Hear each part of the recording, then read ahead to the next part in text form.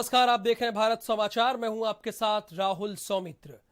बिकरू का वो बेखौफ गुंडा जवानी के दिनों में अपना दिल हार बैठा था। इश्क के खातिर उसने पिस्टल निकाल ली थी और मोहब्बत के खातिर उसने सबका विरोध ले लिया। तो उसकी मोहब्बत ने भी कदम पर कदम उसका साथ दिया। वो उसकी राजदार थी। कौन है सोनू, जिसके इश्क के सिकंजे में ये दुर्दांत अपराधी भी हार गया था? ये रिपोर्ट देखिए आप।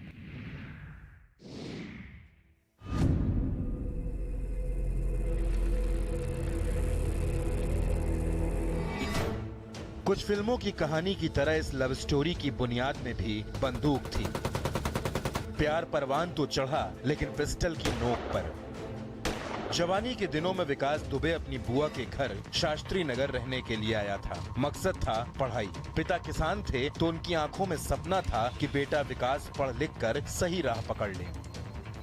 अक्सर ऐसे मौके पर रिश्तेदार काम आते हैं, तो विकास के पिता ने भी बेटे को अपनी बहन यानी विकास की बुआ के घर भेज दिया। विकास यहाँ आकर रहने लगा, लेकिन उसका दिमाग पढ़ाई लिखाई में कम ही लगता था।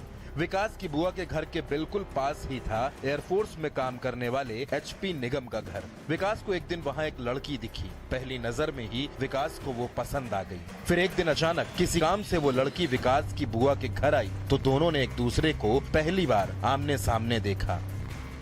विकास अपना दिल हार चुका था। विकास ने बुआ से उस लड़की के बारे में पूछा, तो पता चला कि ये पड़ोस में रहने वाले निगम जी की बेटी सोनू है। अब विकास सोनू से मिलने की ख्वाहिश मन में पाले बैठा था, लेकिन उसे कोई रास्ता नजर नहीं आ रहा था। तो विकास ने सोनू के भाई यानी ज्ञानेंद्र निगम उर्फ राजू से दोस्ती कर ली। दोनों में यारी बढ़ती जा रही थी और छोटे मोटे अपराधों में राजू विकास का साथ देने लगा। दोनों ने साथ में व्यापार भी किया। इसी बहाने विकास का राजू के घर आना जाना शुरू हो गया। धीरे धीरे विकास और सोनू में भी बातचीत होने लगी और दोनों में नजदीकियां बढ़ने लगी। इसी बीच विकास ने अपने प्यार का इजहार कर दिया। दोनों की मोहब्बत परवान चढ़ने लगी।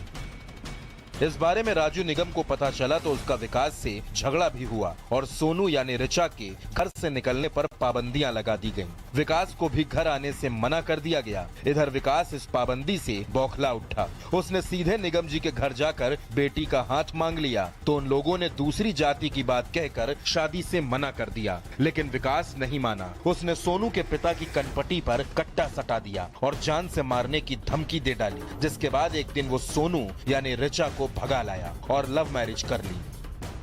लेकिन विकास के अपराधों को देखकर ऋचा ज्यादा दिन बिकरू में नहीं रुकी और वापस अपने मायके यानी शास्त्री नगर आ गई। विकास भी अपने ससुराल आ धमका और उसने एक एक को मिटाने की धमकी दे डाली। ये सब देखकर ऋचा डर गई और सहमी सहमी अपनी ससुराल वापस आ गई। इस घटना के बाद विकास के ससुराल वालों ने कानपुर छोड़ दिया और मध्य प्रदेश के शहडोल में जाकर रहने लगे।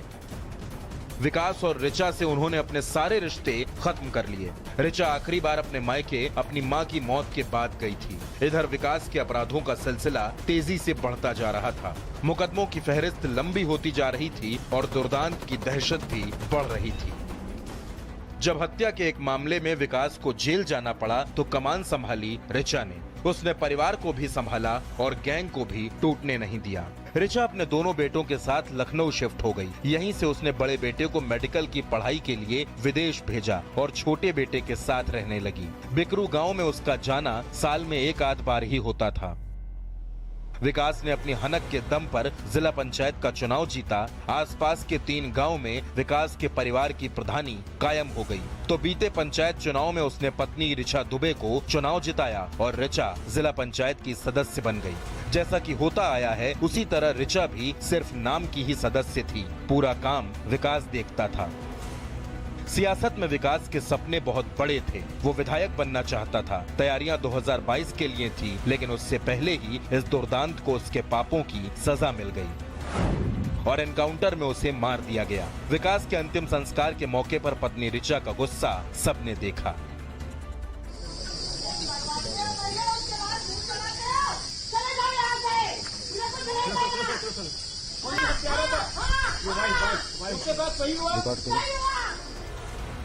अब विकास की पत्नी पर उसके 2 बच्चों, सास और ससुर की जिम्मेदारी है। ऐसे में विकास की पत्नी का ये रूप कई सवालों को भी खड़ा करता है। क्या बिकरू में अब विकास की पत्नी ऋचा नई लेडी डॉन बनकर उभरेगी? फिलहाल पूरे परिवार ने मीडिया से दूरी बना रखी है और लखनऊ में कृष्णा नगर वाले घर में है।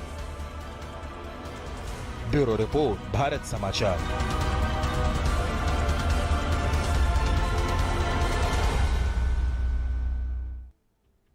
गैंगस्टर